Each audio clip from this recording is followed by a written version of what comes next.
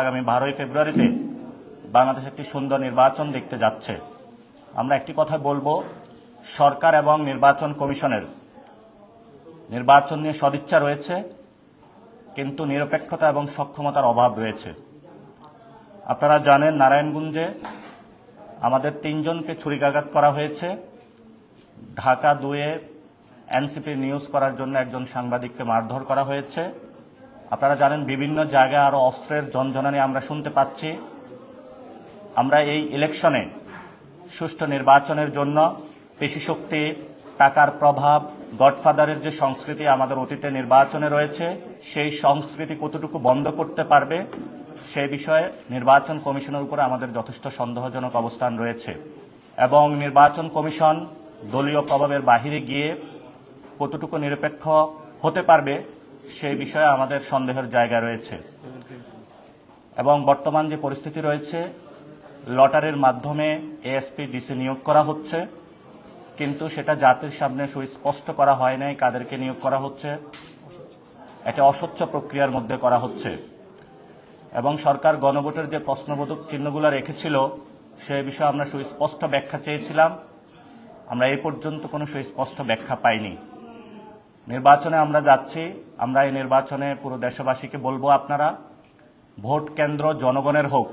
Vote কেন্দ্র কোনো দলীয় গুন্ডা বাহিনী, সন্ত্রাসী, চাঁদাবাজি, যারা দুর্নীতি, মানি লন্ডারিংয়ের সাথে যুক্ত, তারা ভোট কেন্দ্রগুলো দখল না করুক।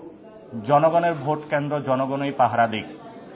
এবং যে আইন শৃঙ্খলা রয়েছে সেই আইন শৃঙ্খলার আমরা যথেষ্ট সক্ষমতার পরিচয় দেখতে পাচ্ছি না। এবং আমরা এও বলে আসছি, বর্তমান যে নির্বাচন কমিশন রয়েছে তাদেরকে একটি পুনর্গঠনের কথা, কিন্তু তাদের অধীনে নির্বাচন আয়োজন হতে যাচ্ছে। তারা অনেক উদ্যোগ নিয়েছে প্রবাসী ভোটাধিকারের বিষয়ে, আমরা সেগুলোকে স্বাগত জানাচ্ছি। কিন্তু তারা তাদের কর্মের পরিচয়ে দেখাতে হবে যে এটা আগের যে রকিবুল কমিশন রয়েছে সেটা থেকে আপনার অনেকগুলো প্রস্তাবনা এসেছে। সেই প্রস্তাবনাগুলোর মধ্যে কালো টাকার ছায়া থেকে বাংলাদেশকে মুক্ত করার জন্য প্রত্যেক প্রার্থী অথবা প্রত্যেক ভোটারের জন্য 10 টাকা করে খরচ করতে পারবে, অথবা 25 লাখ টাকার যে নিয়ম নীতি দেওয়া হয়েছে, আমরা আমাদের প্রার্থীদের ক্ষেত্রে এই কমিটমেন্ট দিয়েছি যে আমরা এর মধ্যেই থাকব। অন্যান্য প্রার্থী যারা রয়েছে নির্বাচন কমিশন আশা করি এই বিষয়টি নিশ্চিত করবে। যদি না করতে পারে তাহলে বৈষম্যমূলক একটি অবস্থানে নির্বাচন কমিশন যাবে। এবং পুরো বাংলাদেশের জনগণের যে দেওয়ালগুলো রয়েছে, রাষ্ট্রীয় যে প্রতিষ্ঠানগুলো রয়েছে, একটি পোস্টারের অপসংস্কৃতিতে ভরে গিয়েছে। আমরা আশা করব নির্বাচন কমিশন যে নিয়ম শৃঙ্খলা দিয়েছে সে বিষয়ে সকল দল একসাথে এসে সুন্দর একটি সংস্কৃতির মধ্য দিয়ে আমরা একটি আগামীর ভালো, সুষ্ঠু, সুন্দর এবং সৎ, যোগ্য, যেটা আমরা দীর্ঘকালীন অপেক্ষা করেছিলাম, এমন একটি নির্বাচনে যেতে পারব। এবং আপনারা ইতিমধ্যে দেখতে পেয়েছেন যে অনলাইনে যারা আমাদের নারী প্রার্থী রয়েছে তাদেরকে হ্যারাসমেন্ট করা হচ্ছে। এই বিষয়ে নির্বাচন কমিশনের একটি প্রোগ্রাম ছিল, সেখানে আমরা আমাদের বক্তব্য উপস্থাপন করেছিলাম।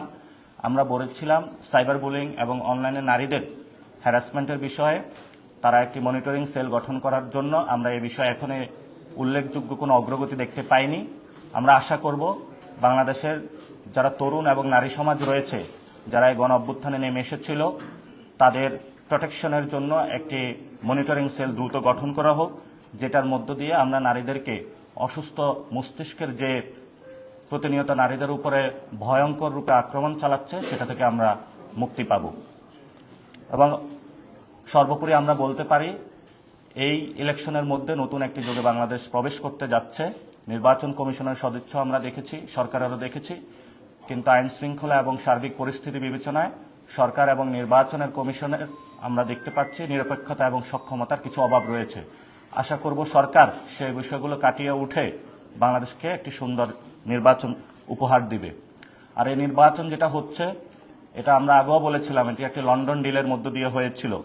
এটা যদি দেশে ঘোষণা হতো, বাংলাদেশের সকল দলগুলোকে নিয়ে, সেটার মধ্যে মানুষের আস্থা এবং বিশ্বাসের জায়গা অনেক বেশি এগিয়ে আসতো।